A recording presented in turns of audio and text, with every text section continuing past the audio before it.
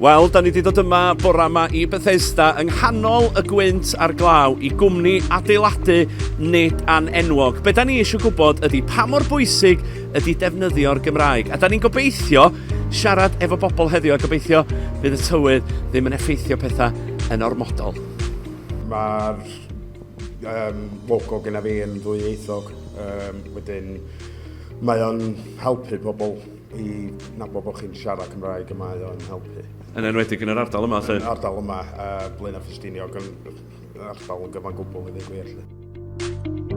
Wel, da ni wedi dod i mewn i'r siop wan, a fel da chi'n gweld, mae'r arwyddion dwyieithog yn parhau drwy'r siop i gyd. I think it's ideal for the customers because it's a Welsh area. It's the language. If you go anywhere else abroad, the language isn't what the language is. It should be. Do a lot of your customers speak Welsh then when they come in here? Yeah, and as soon as they realise that I'm not a Welshman or I don't speak Welsh, then they revert to English, and it's quite easy.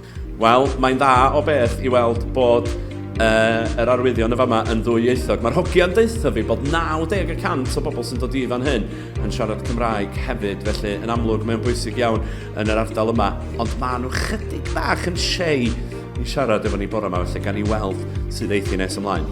Sut mae'n Gethin? Iawn, diolch.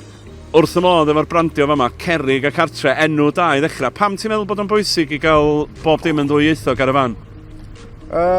Wel, o'n i'n meddwl bod o'n mwy bwysig i gael yn Gymraeg, fod yn honest efo chdi.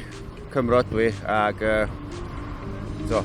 Wel, ylwch ar hyn, mae hyd yn oed y cerrig yma sy'n cael ei gwerthu yn ddwyieithog. Penmon, o Ynys Môn am hwn i, Môn Peif y fama hefyd, ac Carreg Môn.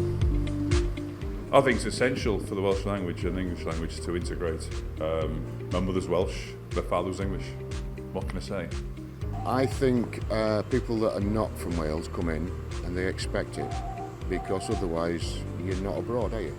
You know, and if it's not in Welsh, then you're not in a Welsh area, and it sort of indicates that you're in a Welsh area, which is fine by me, and it's what I expect, isn't it? Yeah, it becomes trustworthy, yeah, relaxed.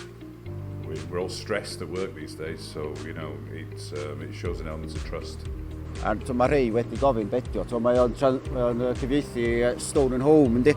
So gallu bod yr enw da hefyd. Waw! So mae'n gweithio yn y ddwy iaith felly? Yndi. So neis i dau feddwl, o'n i ddweud, dwi'n swnio rei da Saesneg. O'n i'n meddwl roed o Stone and Home hefyd, ond cerrig a cartre fedio, de. So dwi'n ormod i roed o'n y ddau iaith, dwi'n meddwl. Na fo, diolch i chdi am sgwrsio fo ni. Oce, dim problem.